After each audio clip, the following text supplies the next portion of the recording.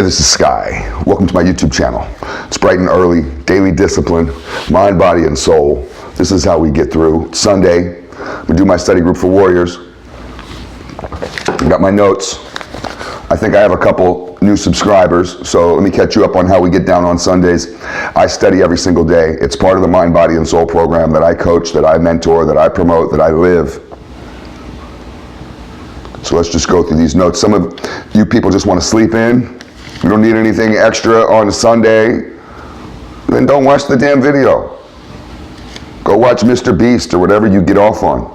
This is for the hardcore heads that just need a little bit of extra, a little bit of something to think about as they're going through their program today. So let's just start off with some basic wisdom for you rookies, you newbies, greenhorns. There's all kinds of terms.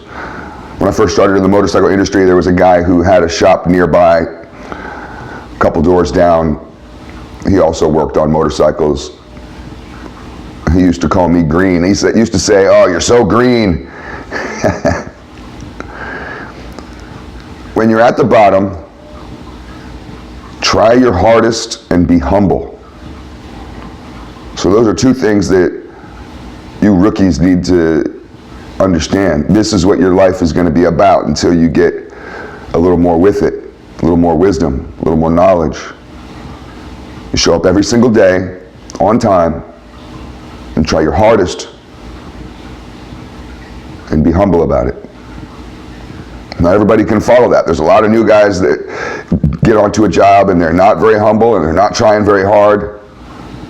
And in my business, since I'm the boss, I fire people like that. I'll bounce you out as quick as you came in. I do not care about your family. I do not care about the bills you have to pay. I care about my business. So let's move on. Let's talk about comparison. Comparing yourself to others is terrible. We all do it. Set your sights high for a goal, but don't compare your journey to someone else's. Basic wisdom. I mean, you can never be the next whoever. You're never going to be the next Mr. Beast. You're never going to be the next, LeBron James. You're never going to be the next Jay-Z. I know that sounds like I'm being negative, but I'm being honest. You're never going to be that. You'll never be the next celebrity. Insert your favorite celebrity or entertainer. You'll never, ever, ever be the next version of them. You can only be a better version of yourself. You can only be the next version of you. You'll be the next you. You won't be the next them. So don't try to live someone else's life. Live your own life. If you're at the gym and you're looking at some other dude that's way bigger than you, you're not him. Stop looking at that motherfucker. Look at yourself, because that's all you should be focused on, is bettering yourself. I put out a YouTube channel that nobody watches. I got maybe one or two of you that watch my videos. I've been doing this for a couple years now. Nobody watches my channel. I talked with a guy the other day who's had a channel for 1 year. 1 year, and he only has 50 videos. I have over 1,000. I have more than 1,050 videos. He has 50 videos. He made $650,000 last year just on YouTube. I'm not monetized yet. I don't know if I'll ever be. And I was a little disappointed. I'm like, well, fuck, maybe I should cancel my channel. But I'm not him. I'm not that guy. I'm only a better version of myself. Last year we had 400 subscribers. This year we have 700 and something. That's not bad for me. So bottom line is, jealousy is not forward movement or growth. Let's talk about fear. What is fear? Philosophize a little bit on fear. There's only two emotions. I mean, you may think that you sense many other emotions, but there's only two. You have to ask yourself with anything, what is the root cause of this? What is the sponsoring thought behind this thought? I have a thought, but what led me to that thought? What's the sponsoring thought? So when you play that game of going further and further back, unpeeling that onion, you get back to two things, good and evil, love and fear. That's all there is. Every other emotion is an aspect of love and fear, so let's talk about fear. What is fear? Fear, apparently, it seems to be, at least for humans, resisting death. And it's more than that, though. It's an attachment to life as you resist death. So the degree of fear you experience depends on your relative distance from death, from your own death. If you're really far away from your own death, then you're not afraid. If you're right close to it, most people are afraid. The closer to the feeling of dying that you have, the closer to fear that you have. And sometimes that feeling of dying could be simply caused, it could be triggered by a loud bang, a scary scene in a movie.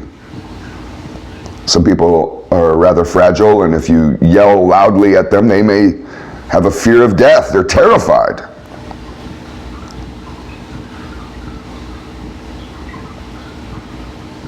You know, fear is basically your fingers slipping off the edge as you clutch to that cliff, desperately not wanting to fall into the abyss. So we release ourselves from fear by releasing ourselves from attachment. That's what is fucking you up. That's why you're afraid, is because of your attachment. You address your attachments. Buddhism, Taoism, they both talk about this, non-attachment. And that's how to release yourself from a life of fear. Let's move on.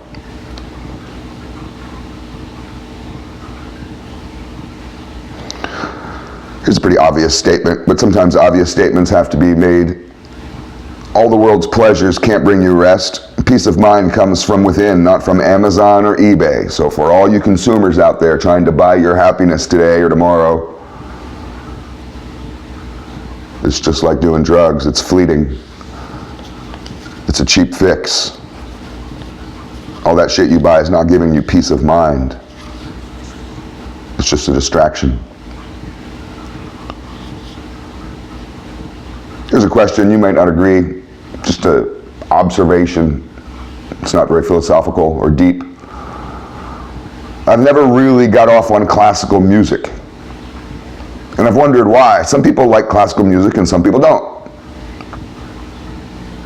And what I've noticed is, it seems like mainly older people like classical music, but not all.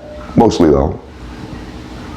If you go to a classical music concert, which I've been to, the symphony and things like that, it's mostly old people in the audience, but not all. However, it is mostly wealthy people. Poor people don't really go to the opera or to the symphony, and they don't listen to Mozart in the house. They don't drive around in their lowered vehicles with classical music blasting out of the subwoofers.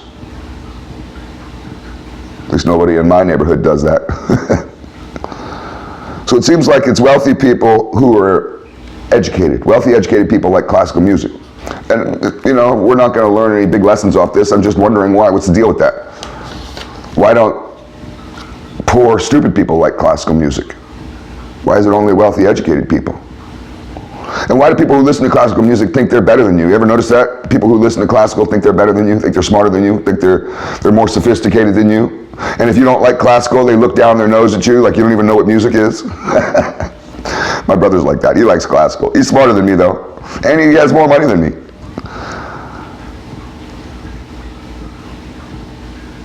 Faith is letting go, not holding on.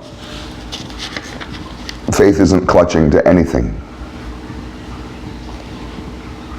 Faith is releasing, having the trust to release and to know everything will be okay. Let's go to the next one. What's the proper attitude for a man? Well, you want to be a king on the outside and a sage on the inside. Here's the next one. You know, some stories are total bullshit, but it doesn't matter. Some stories are bullshit, man. They're not true. But it doesn't matter. Jesus' miracles, you can argue about it all you want. That shit ain't true. But it doesn't matter. See, that's not the point. I used to go to church with this guy, Brian, years ago. We'd go to the Catholic church in Hollywood, walk home. Brian was funny. I can tell you some Brian stories. Everybody who knows Brian has a Brian story. Crazy skinhead. And on the walk home from church, it was only a few blocks away, he would want to argue. Do you think Jesus really did that? Do you think he really did this or that? And talk about the miracles. And it's like, who the fuck cares, man? I don't care whether he walked on water or did this or that trick. Who the fuck cares? It has nothing to do with his teachings. You get hung up on that bullshit, you miss the whole point of the fucking story. But here's an example of one that people have believed for their whole lives. The story of Bodhidharma. You know that one? Bodhidharma? He lived up in a cave, right? Zen teacher, Zen master. People would come to him and beg him for teaching, and he would just send them away. Like a lot of Zen masters do. I don't want to teach you. You have to beg them. You have to trick them. You have to show them you're worthy. And this one dude was coming to him all the time, and Bodhidharma was like, man, I don't want to fuck with you. Get out of here. So he cuts his arm off. The guy cut his arm off and gave it to Bodhidharma. Here's my arm. Here shows you how hardcore I am. So then Bodhidharma was like, all right, I guess this guy really wants teaching. Can't refuse him now. Just gave me his arm. That story's bullshit, man. Think about it. You can't cut your arm off. Try it. I mean, don't try it, but you can think about it as a thought experiment. You're not going to get through your arm. Maybe if you had like a circular saw, but you get your sharpest knife and just start hacking, or your little samurai sword, or whatever you think you're going to use, you're not going to cut your own arm off. You have to get someone to help you. And someone's going to say, fuck no, I ain't doing that. You want to go cut your arm off and give it to who? Who lives on that mountain? Fuck that guy. No, I'm not helping you with that shit. So that's a bullshit story, but it doesn't matter. Lord of the Rings. Lord of the Rings is bullshit. We don't argue whether that's true or not. We know it's bullshit. It's a fantasy. But it doesn't matter. It's still a good story, and there's a lot of really good lessons that Gandalf gives in that movie. There's a lot of really powerful lessons that Frodo learns. Even Gollum's character has some wise wisdom in there. It doesn't matter if it's a fake story. Let's move on to the next one. When a thief meets a thief, they need no introduction. They recognize each other right away, and that's true. I used to be able to enter a room, and I could pick out who the gangsters were. You didn't have to tell me who you are. You don't have to tell me who you're with. I could pick you out instantly. Instantly. I know exactly what you're doing. I don't even have to know you. It's just like a sixth sense. Motherfuckers know each other when they cross on the road.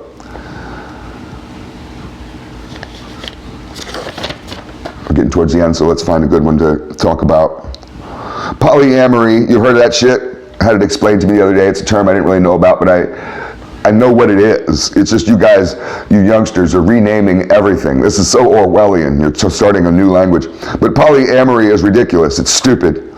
And what you are is a bunch of swingers, sluts, orgy goers, people who engage in that kind of shit, man. You're a bunch of disgusting bottom feeders. You're fucking losers.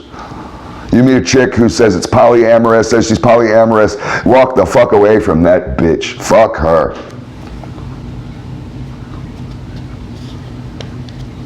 Let's talk about self-inflicted wounds. I should have talked about this for the whole 15 minutes. I should have just talked about this one issue.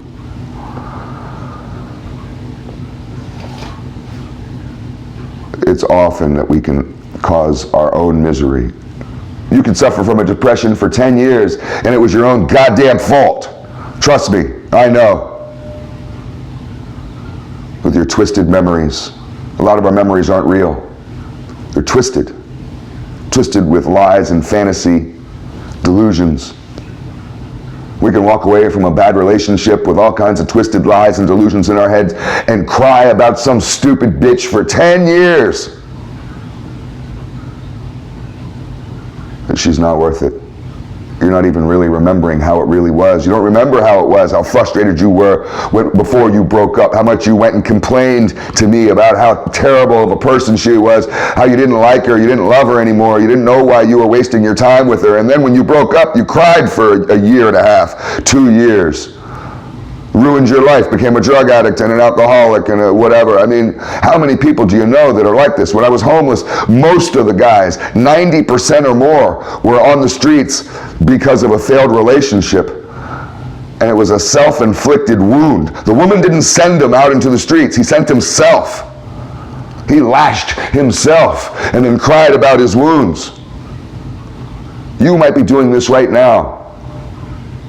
If I could go back in time, I would grab myself and shake me and say, stop it, stop it, stop it. And that's what I want to do to every single one of you that's ruining your lives over a self-inflicted wound. Be stronger. Wake up. Food for thought.